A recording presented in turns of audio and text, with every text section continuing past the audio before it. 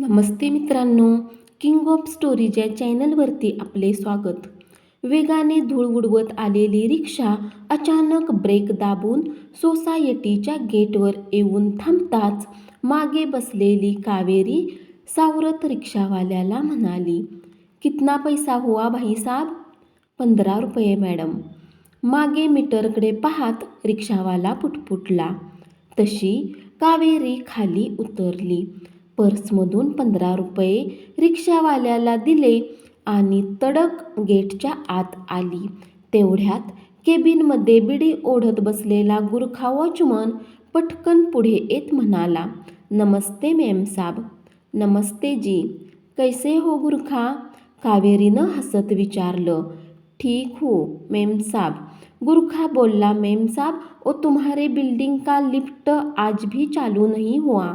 बाप रे, इस सोसायटी के चेअरमन साहब भी ना.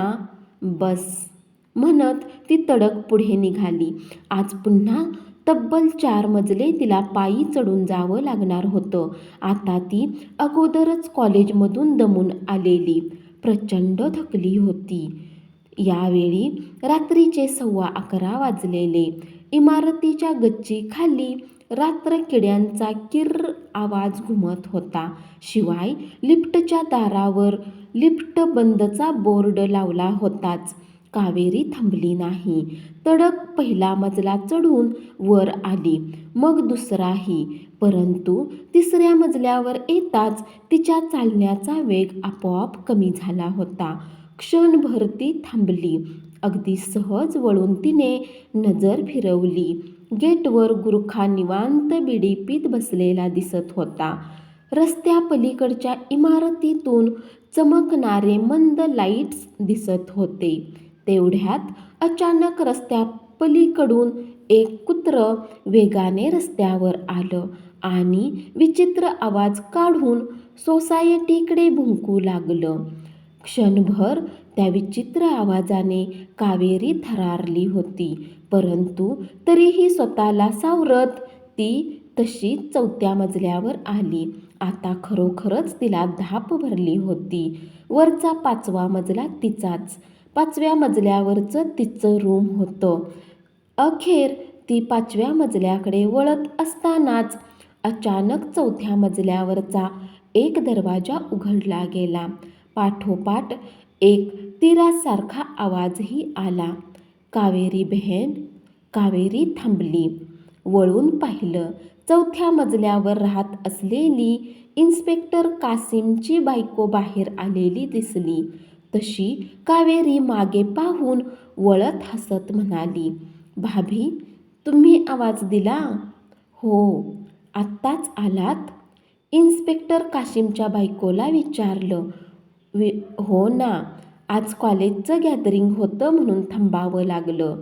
त्यात इथं आले तर ही लिफ्ट बंद. आपल्या सोसायटीकडे कोणी लक्ष देत नाहीत. त्यात आज इतका वैताग आलाय ना की विचारूच नका. घरी जाऊन कधी पडते असं झालंय मला. जाऊ दे, काशिम साहेब अजून आलेले नाहीत. भाभी काही बोलली नाही. तेवढ्यात पुन्हा मघाच्या कुत्र्याचा रडण्याचा आवाज कावेरीच्या कानावर पडला. तशी ती पुन्हा काहीशी घाबरली.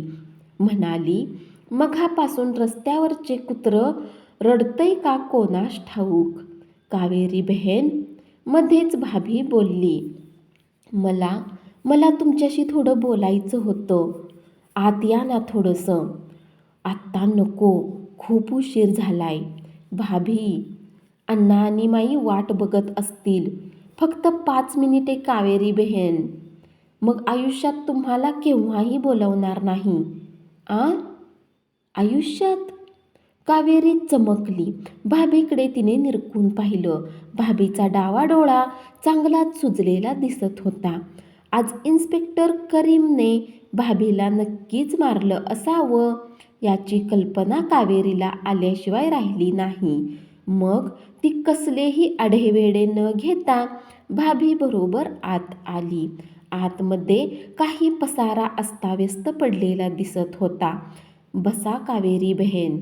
भाभी मुसमुसत बोलली. कावेरी बसली. पुन्हा एकदा भाभीला निहाळत विचारलं, भाभी काय झालं? काही भांडण वगैरे झालंय का?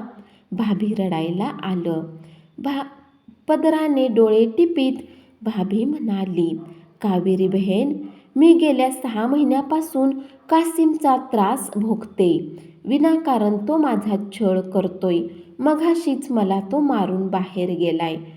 पहा ह्या अंगावरच्या जखमा म्हणत भाभीने स्वतःची पाठ उघडी करून कावेरीला दाखवली. लाल भडक ओळ भाभीच्या पाठीवर उमटले होते. कावेरीला काय सांगावं, काय बोलावं क्षणभर कळेच ना. तिने अलगद भाभीच्या पाठीवरून हात फिरवत म्हटलं, भाभी, हा तुमचा वैयक्तिक प्रश्न आहे. त्यात मी काय हस्तक्षेप करणार? कावेरी बहीण, मी धुतल्या तांदळावानी साफ आहे हो. तरीही त्या कासिमला माझा संशय येतोय. त्याला वाटतं माझी आणि इन्स्पेक्टर भोसले यांचे संबंध. पण अल्ला कसम सांगते तसं काही नाही. कावेरी बहीण, ते ठीक आहे, परंतु मी काय करू शकते भाभी? मला काशिम घरी यायच्या आत कसल्याही परिस्थितीत माझ्या माहेरी अब्बाकडे पाठवण्याची व्यवस्था करा कावेरी बहीण, नाहीतर तो कासिम मला जिवंत ठेवणार नाही. कावेरी खिन्नपणे म्हणाली. भिंतीवरच्या घड्याळात रात्रीचे 11:15 वाजलेले दिसत होते. कावेरीला काय बोलावे सुचेना आणि एवढ्या रात्री भाभीला आपण तरी कसं सोडवणार, हा मोठा प्रश्न कावेरीसमोर होता. म्हणून विचार करून कावेरी पुढे म्हणाली, भाभी, काळजी करू नका. थोड्या वेळाने साहेब आले की मी परत येते. सांगते समजून त्यांना. वाटल्यास उद्या सकाळी तुम्हाला माहेरी सोडण्याची व्यवस्था आम्ही करतो. मग तर झालं. नाही कावेरी बहीण, मला एकटीला सोडून जाऊ नका. नाही तर भाभी, भाभी प्लीज समजून घ्या मला. मी थकून आले. मला घरी तर जाऊन येऊ द्या ना. मी येते परत. बोलते करीम साहेबांशी. मग तर झालं. भाभी त्यावर गप्पच बसली. काही बोलली नाही. शेवटी कावेरी थांबली नाही. तडक वरच्या मजल्यावर निघून गेली. कावेरी घरात आल्यावर तिच्या माईनं विचारलं, कावेरी, किती उशीर? वाट पाहून पाहून शेवटी तुझे अण्णा आणि मीही झोपी गेलो बघ. चल हातपाय तोंड धुवून घे आणि जेवायला बस बघू. मी तोपर्यंत भाजी गरम करते. माई, मला भूक नाही. खूप दमले आज मी.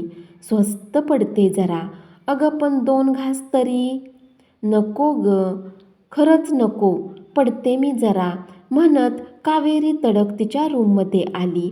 पर्स टिपॉयवर टाकली आणि बेडवर बराच वेळ गच्च डोळे मिटून पडून राहिली. झोप मात्र लागेना. सारखा सारखा त्या खालच्या मजल्यावरच्या भाभीचा चेहरा तिला आठवत होता. रात्रीचे 12:30 वाजले. पाठोपाठ पुन्हा कुत्र्याच्या रडण्याचा बेसूर आवाज तिच्या कानावर पडला. तसा कावेरीच्या अंगावर काटा उमटला. ती उठली. सरळ बाहेरच्या खोलीत आली. यावेळी दिवाणखान्यातल्या सोफ्यावर अण्णा झोपलेले दिसत होते, तर खाली फरशीवर अंथरूण टाकून माई झोपी गेल्या होत्या. तिला करमेना. मनात एक उदासी भरल्यासारखी वाटत होती. तेवढ्यात पुन्हा वेगाने भाभीच्या चिरकण्याचा आवाज तिच्या कानी पडला. ती घाबरली. तशीच ती तडक दरवाजा उघडून खाली धावत आली. कासिम आला असावा. तो भाभीला मारतो हे स्पष्ट झालं होतं. हरामी, मुझे आंखें दिखाती है, तुझे जिंदा जला दूंगा. आतून काशिमचा स्पष्ट आवाज कावेरीला ऐकू आला. तशी ती काशिमच्या दाराकडे धावली. दरवाजा बंद होता. धाप धाप तिने दरवाजावर थाप मारली. कासिम साहब, दरवाजा उघडा. कासिम साहब. आत भाभी ओरडत होती. दयेची भीक मागत होती. परंतु निर्दयी काशिमला भाभीची अजिबात दया येत नव्हती. शेवटी काशी पण भाभीच्या बुचड्याला धरलं नि ओढत किचनमध्ये नेलं. भाभी चिरकत होती. इकडे बाहेरून कावेरी जोराने दरवाजा वाजवत होती. कासिम मात्र ऐकायला तयार नव्हता. त्यानं सरळ रॉकेलचा डब्बा उचलला आणि भाभीच्या अंगावर ओतला. तशी भाभी रडून आकांत करून बोंबलू लागली, कासिम, पैर पडती ना, सोडणारे कासिम साहब, दार उघडा, कासिम साहेब. कावेरी बाहेरून ओरडली. तेवढ्यात काडी पेटवून भाभीच्या अंगावर टाकली. भडका उडाला. अम्मा, अब्बा, आग, आग. भाभी आत ढणाढणा पेटली होती. बाहेर कावेरीच्या श्वासांचा वेग वाढला होता. शेवटी तिनेही होलमधून आत पाहिलं. आगीच्या ज्वालेत वेढलेली भाभी तिला स्पष्ट दिसली. तरीही कासिम तिला मोठ्या काठीने लोटत होता. तो भाभीचा भयान आकांत, त्या भडकलेल्या ज्वाला पाहून कावेरीला तर भोवळच आल्यासारखं झालं. ती पटकन भिंतीच्या आधाराने बाजूला झाली आणि क्षण जातो ना जातो तोच वेगानं दरवाजा उघडला गेला. एखादा आगीचा लोळ अचानक आसमंतातून पृथ्वीवर यावा तशी ती भाभी आगीचे लोळ अंगाशी लपेटून जिन्यावरून खाली पळाली होती. इकडे कावेरीच्या मस्तकात मुंग्या सनसनल्या होत्या. सर्वांग बधीर झालं होतं. डोळे फाटले होते. तेवढ्यात तो कडवट इन्स्पेक्टर कासिम बाहेर आला. अचानक त्याची नजर बाजूच्या भिंतीकडे गेली.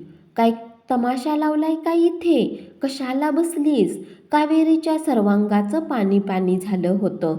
तरीही शरीरात बळ आणून ती थरथरत म्हणाली, कासिम, तू पापी आहेस. भाभीला जाळलं तू. तू राक्षस आहेस. तसा कासिम वेगाने खाली झुकला. सरळ कावेरीचं नरडं हातात दाबून धरत तो म्हणाला, तू आवाज काढलास तर मीही तुला सोडणार नाही, कळलं? ओरडत तेवढ्याच वेगाने कासिम उठला आणि तडक जिना उतरून खाली निघून गेला होता. इकडे कावेरी मात्र सुन्न झाली होती. शेवटी ती तशीच थरथरत उठली. स्वतःच्या रूमकडे आली. आत येताच माईंनी आणि अण्णांनी तिला विचारलं, कावेरी, कुठे गेली होतीस तू? माई, त्या कासिमने भाभीला जाळून मारले. माई, तो हरामखोर. कावेरी पूर्ण पाण्याने डबडबली होती. प्रचंड घाबरली होती. तिला रडू आवरेना. अण्णामाई खोदून खोदून विचारत होते. शेवटी अण्णामाई घडला प्रकार पाहण्यासाठी तडक बाहेर निघून गेल्या. कावेरीला मात्र चैन पडेना.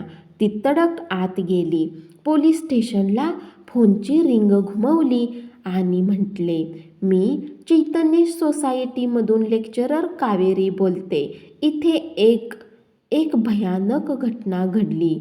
इन्स्पेक्टर कासिमने त्याच्या बायकोला जाळून मारले. मी स्वतःच्या डोळ्यांनी पाहिलंय.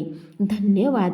कथा कशी वाटली कमेंट्समध्ये जरूर कळवा आणि अशाच कथा नवीन ऐकत रहा.